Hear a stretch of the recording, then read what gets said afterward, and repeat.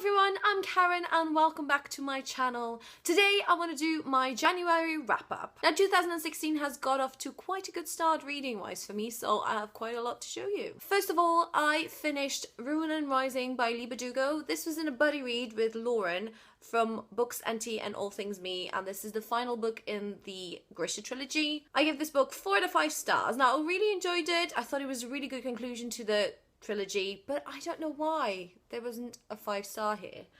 It was very solid, enjoyable. I thought that the ending was really good. I was a bit scared and I didn't really know where it was gonna go, but I felt that the ending was lovely. I do want to read so much more in this world, so I'm really excited to start Six of Crows in February. It's just the whole world and the magic system.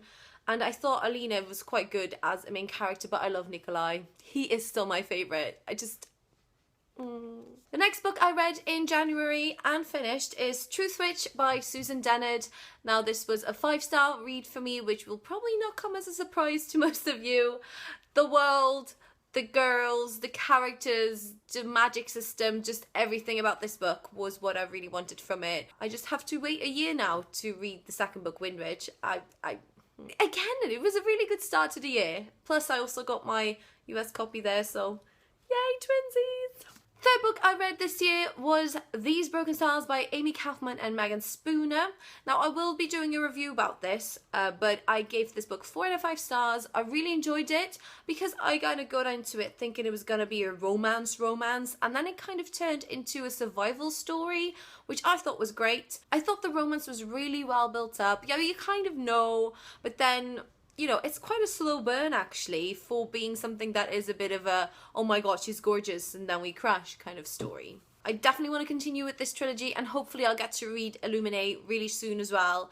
Fingers crossed. The fourth book I finished this month is This Is Where It Ends by Marieke Nijkamp. Now I did a full book review and book talk about This Is Where It Ends. You can watch that video over here. But I gave it 4 out of 5 stars. I really enjoyed it, though I don't feel like enjoying a book about this kind of subject matter is the right word, but I thought it was really good, so do check out the video and see if it's something for you. Next up, I finally got around to reading some graphic novels. So I read Saga volumes 1 to 4. I gave all of them 4 stars. I really enjoyed the story so far. I think it's quite engrossing. I feel some of the stuff is a bit gratuitous, but I think with a graphic novel, you know, they're gonna be quite graphic. I do really want to read volume 5 because I just want to know what happens.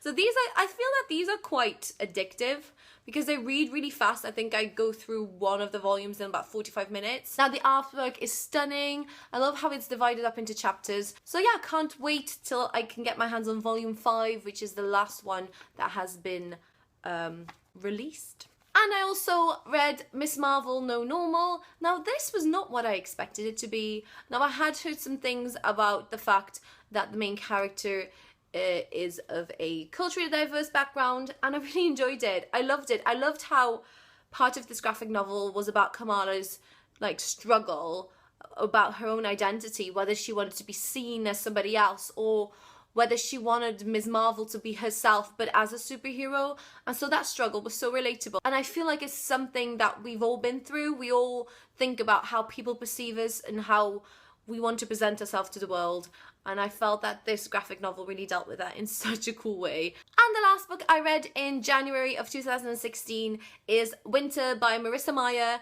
I finally got my hands on it through the library. Seriously, my library's been doing quite well recently, and it is, you know, quite huge. I thought this was such a great culmination of the series.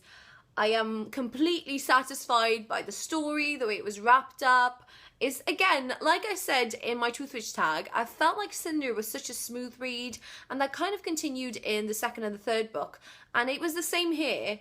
I do feel like it could have been like maybe 100 pages shorter. It's 800 pages. That was a bit like, but I love this so much. I felt like the characterizations were amazing. There's so many great one-liners in this book. I really adored it. I thought Winter was great. I thought Cinder has grown so much from the first book to this book.